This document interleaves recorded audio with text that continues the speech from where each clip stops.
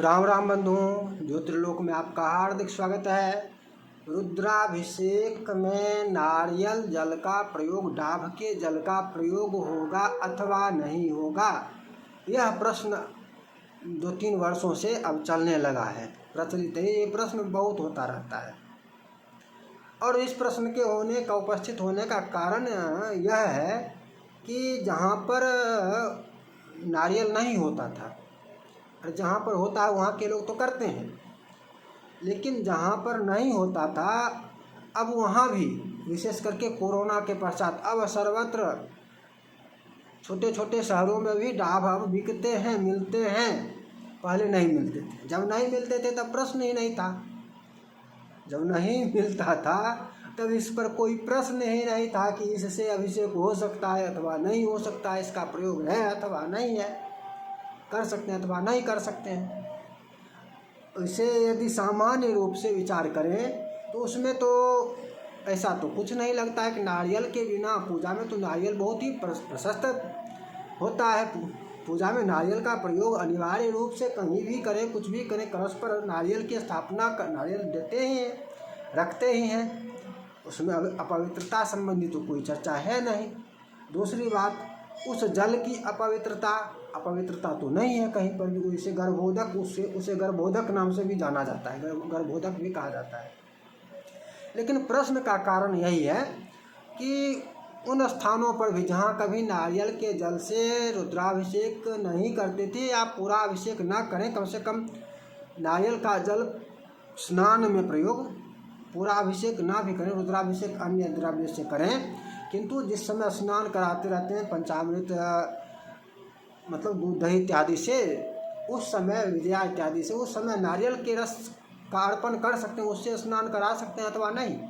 अभिषेक करना हो तो अभिषेक भी कर सकते हैं या नहीं, प्रश्न यह यहाँ पर उत्पन्न होता है। इस प्रश्न के उत्तर में ब्रह्मसूत्रम समूह से एक बड़ा ही सराहनीय संकलन प्राप्त हुआ और उसकी चर्चा हम यहाँ करने जा रहे हैं। उसके आधार पर, उसमें से थोड़ा अंश ही यहाँ पर, थोड़े प्रमाण ही हम यहाँ पर प्रस्तुत करेंगे।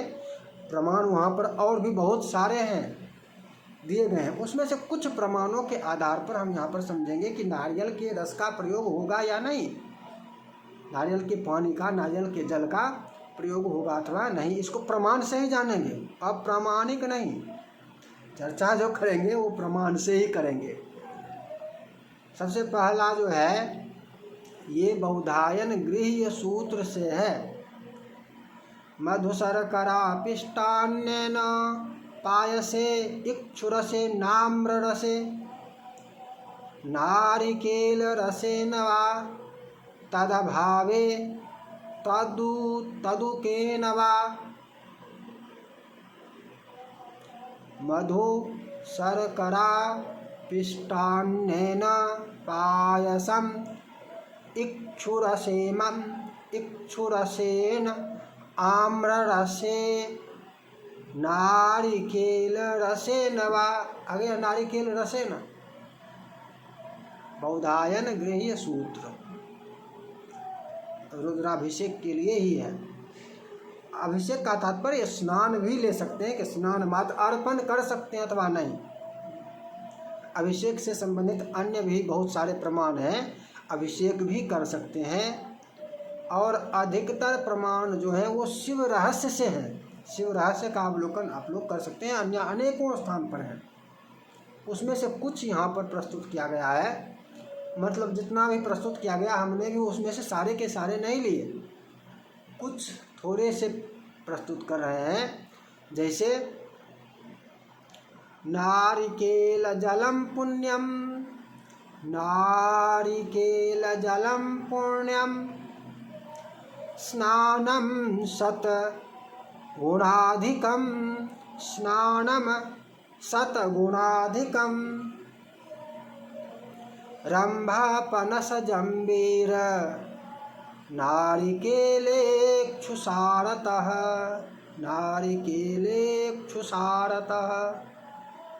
नारिकेल आ गया, नारियल आ गया, नारिकेल जलम पुण्यम, नारियल का जल आया। आगे नारिकेलोदके नैव, नारिकेलोदके नैव, नारिकेलोदक आया ना। ह्यभिषेकम करोति यः, अभिषेक आ गया। ह्यभिषेकम करोति यः स लब्ध्वा महतीं लक्ष्मीं, स लब्ध्वा महतीं लक्ष्मीं। आयुष्मत पुत्र पौत्रकान्, आयुष्मत पुत्र पौत्रकान् महती लक्ष्मीं। कौन प्राप्त करता है? नारिकेल के जल से, नारियल के जल से अभिषेक करने वाला। नारियल का जल आ गया अभिषेक में। और नारिकेलोदके नापि यो विषिञ्चेन् महेश्वरी, चरम वा स्थिरलिंगं वा स्नानमात्रेण पुण्यभाक्। फिर आ गया नारिकेलोदके नापि यो विषिञ्चेन् महेश्वरी, आ गया। पुनः नारिकेल के जल का जल अभिषेक में प्रयुक्त होगा। अभिषेक 2 बार आया है, ध्यान रखिएगा। अन्यत्र स्नान भी अर्थ ले सकते हैं कि स्नान मात्र। अन्यत्र वाला जो था उसमें ये भी कहा जा सकता था कि अभिषेक नहीं होगा और स्नान मात्र होगा। अरे स्नान हो रहा है वो भी अभिषेक ही है। वहाँ पर पृथक पृथक अनेकों द्रव्यों का प्रयोग करना है तो वो पृथक पृथक होता है। वहाँ पर अनेक द्रव्य के प्रयोग होंगे। और ये रुद्राभिषेक जो रुद्राष्टाध्यायी का पाठ करके किया जाता है तो ये विशेष है, ये विशेष है। ये इसको रुद्राभिषेक, अभिषेक इसी को समझते हैं, मात्र यही अभिषेक है। वो भी एक एक मंत्र से जो चढ़ाया जाता है, पयः पृथिव्याम पय ओखधि, वो भी अभिषेक ही है। स्नान कराते हैं, अभी उसको ऐसा नहीं, वो अभिषेक नहीं है।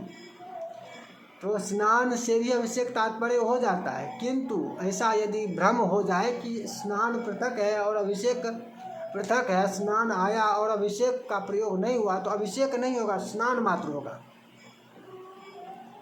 तो अभिषेक का भी यहाँ पर मिल गया 2 बार कि अभिषेक भी होगा। अभिषेक होगा मतलब रुद्राभिषेक भी हो सकता है। वो स्नान एक मंत्र से यदि दे दें तो वो तो पृथक। अच्छा, इसका मंत्र भी है, इमा रुद्राय तब से कपर दिने वीराय प्रभरा महे मति यथा समसत द्विपदे चतुष्पदे विश्वं पुष्टं ग्रामे अस्मिन् न नातुरम।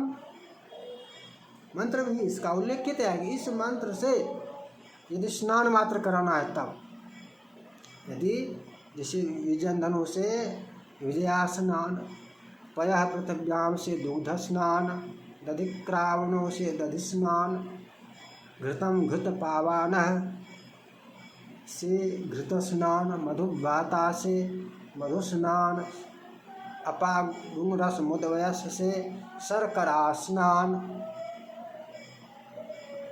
अन्यान्य जो होते हैं ना स्नान, उसी प्रकार से इसके लिए भी मारुद्राय तब से मंत्र है का वर्णन है कि इस मंत्र से करे। यदि स्नान करना है और अभिषेक करना है तो रुद्री से करेगा।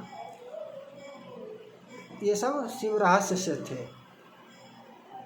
आगे एक और है कर्म विपाक महार्णव। कर्म विपाक महार्णव वहाँ से लिया गया है।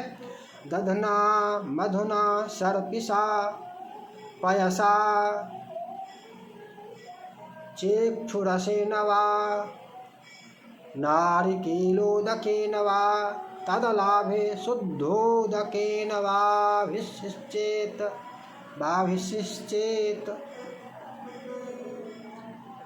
यहाँ पर फिर नारिकेलोदक आ गया। नारियल के जल से भी कर सकते हैं। अब उत्तर स्पष्ट हो गया। इतने प्रमाण मिल गए, इतने प्रमाणों के पश्चात भी यदि संशय बनी रहे, शंका रहे, तो क्या कर सकते हैं? नारियल के जल से स्नान, और स्नान को ही अभिषेक भी समझिए कि अभिषेक, स्नान कह रहे हैं तो अभिषेक भी हो सकता है। ये नहीं कि स्नान कहे तो स्नान का मतलब स्नान मात्र, अभिषेक कुछ और अधिक, अभिषेक भी हो सकता है। और अभिषेक संबंधी प्रमाण भी प्राप्त हो गया, तो नारियल के जल से रुद्राभिषेक हो सकता है। आज की चर्चा यही थी। पुनः मिलेंगे नई चर्चा के साथ। जय जय श्री राधे।